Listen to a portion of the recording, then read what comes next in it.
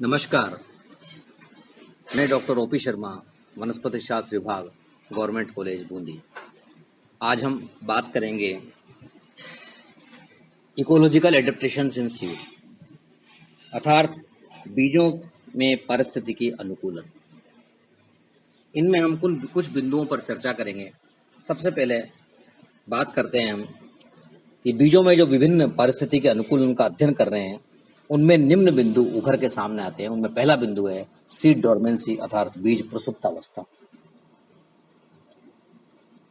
हम सब जानते हैं कि जो हायर प्लांट्स हैं उनमें बीज एक ऐसी अनूठी संरचना है जिसमें लंबे समय तक पौधे भ्रूण के माध्यम से सूक्ष्म और डोरमेंट पीरियड में रह सकते हैं। इस प्रकार हम ये भी कह सकते हैं कि बीजों में पाई जाने वाली ये सीड डोरमेंसी एक विशेष प्रकार का इकोलॉजिकल एडेप्टेशन है, जिसमें भ्रूण सुरक्षित रहता है एवं अपनी प्रतिकूल परिस्थितियों को सफलतापूर्वक गुजार देता है। और जब फेवरेबल कंडीशन आती है तथा जल, तापमान, लाइट, ह्यूमिडिटी उपयुक्त प्रकार से उपलब्ध होते हैं, तो बीजों का सफल अंकुरण संपन्न होता है एवं नवविकसित सीडलिंग की अनुकूलतम वृद्धि संभव होती है।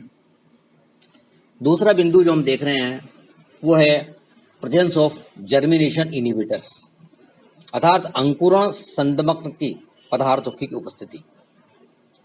अनेक पादप प्रजातियों के फलों, बीजों, बीज के भ्रूण एवं सीड कोड में कुछ विशेष प्रकार के रासायनिक पदार्थ जर्मिनेशन इनहिबिटर, जिनको हम कहते हैं संकुरण संदमनक, पाए जाते हैं, जो बीजों के सामान्य अंकुरण की प्रक्रिया में अवरोध उत्पन्न करते हैं। इस प्रकार के रासायनिक पदार्थों की फल एवं बीज में उपस्थिति का सबसे बड़ा लाभ ये है कि इनके कारण प्रतिकूल परिस्थितियों में बीज का अंकुरण नहीं हो पाता है एवं इनमें उपस्थित भ्रूण पूर्णतः सुरक्षित रहता है। इसके अतिरिक्त फल भित्ति में उपस्थित अंकुरण अवरोधक पदार्थ यह भी सुनिश्चित करते हैं कि बीजों का अंकुरण फलों में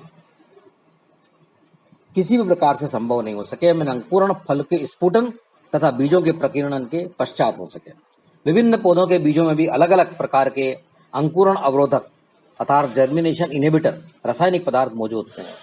जैसे नींबू वर्गीय पुलम रूटेसी कुल की बात करें तो उनमें साइट्रस पौधों में कार्बनिक अम्ल एवं टमाटर में फेरुलिक एसिड अंकुरण अवरोधक के रूप में पाए जाते हैं।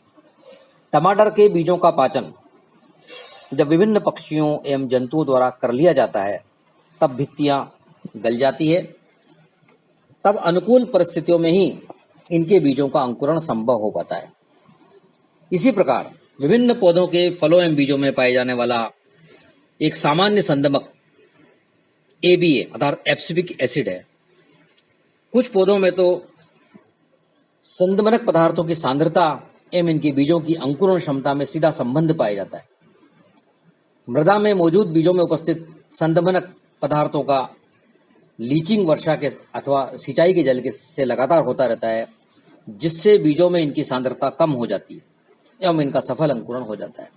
इस प्रकार फलों एवं बीजों के रासायनिक संदमनक पदार्थों की उपस्थिति एक प्रकार से इन पौधों को प्रकृति द्वारा दिया गया एक अनुपम उपहार है, जिसके द्वारा विपरीत परिस्थितियों में अंकुरण एवं सीडलिंग के नष्ट हो जाने की संभावना समाप्त हो जाती है।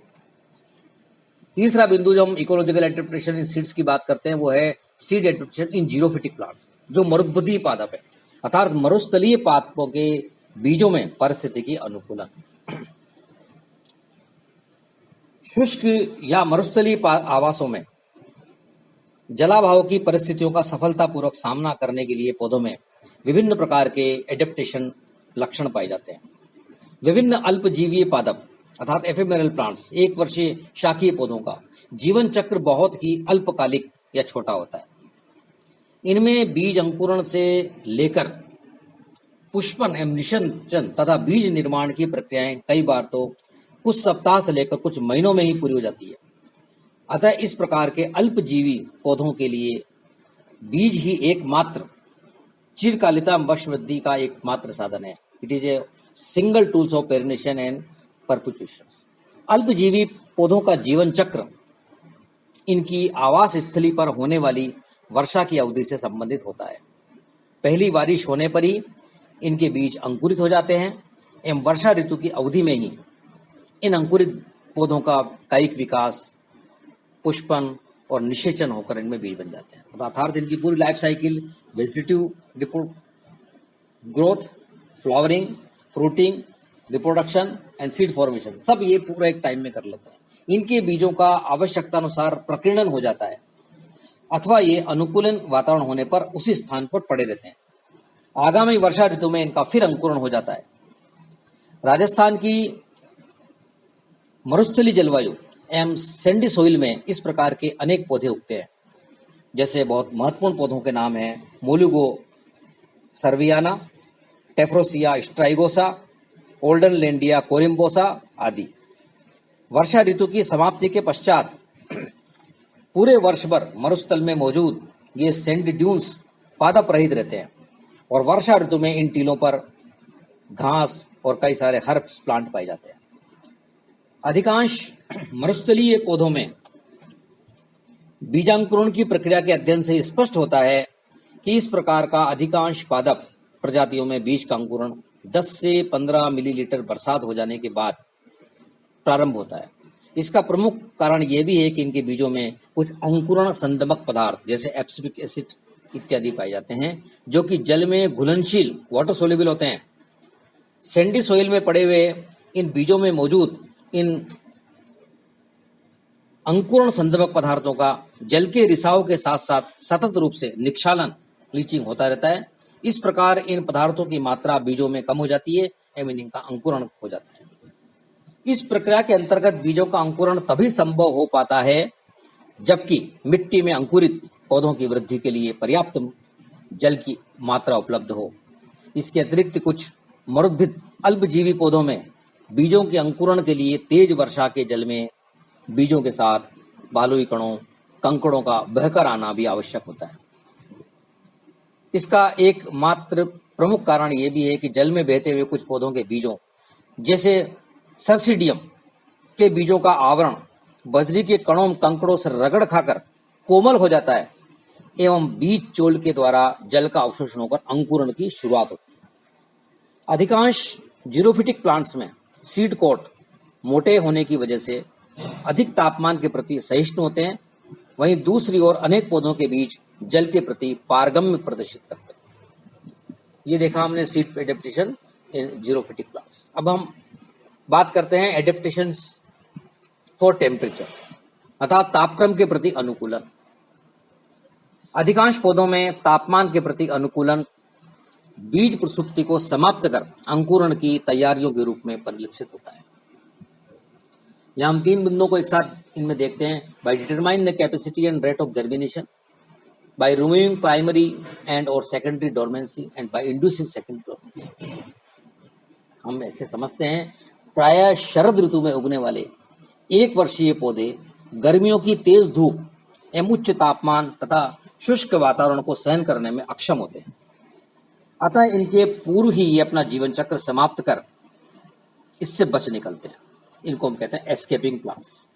कुछ पौधे जैसे सीडम में बीजों के परिपक्व होने के पश्चात उच्च तापमान की आवश्यकता तो होती ही है, लेकिन इन पौधों की वृद्धि शीतकाल में होती है एवं शरद ऋतु के अंत में इसके बीजों का निर्माण होता है। शरद ऋतु के अंत में ये बीज परिपक्व होकर नीचे जमीन पर गिर जाते हैं। गर्मियों के उच्च तापमान में सुषुप्त अवस्था में रहते हैं एवं आगामी शरद ऋतु में अंकुरित हो जाते हैं।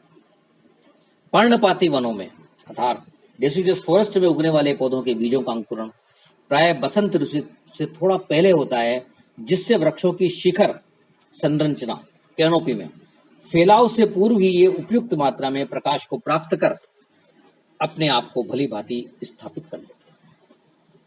5वां बिंदु हम देखते हैं एडेप्टेशंस इन हेलोफाइट्स अर्थात लवणोद्भिद पौधों के अंदर बीजों का अनुकूलन। अधिकांश लवणोद्भिद पौधों के वातावरण के अनुरूप अन्य पादपों के साथ ही बीजों की संरचना एवं कार्यकी में भी अनुकूलन लक्षण देखे जा सकते हैं। कुछ विशेष प्रकार के पौधे अधिक लवणयुक्त खारी मिट्टी में प्राय वर्षा ऋतु में अथवा जब मृदा में जल की मात्रा बहुत कम होती है तभी उगते हैं।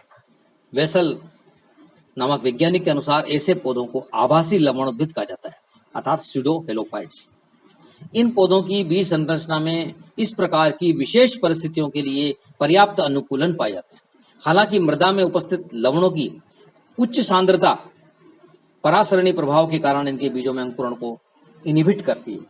वर्षा ऋतु में जल की पर्याप्त उपलब्धता के कारण जब लवणों की सांद्रता में कमी आ जाती है, तब इन बीजों के पौधों के बीजों का अंकुरण होता है तथा ये अंकुरित पौधे वृद्धि करते हैं। एक अन्य हेलोफाइट्स पौधों के एग्जाम्पल्स हम समझते हैं।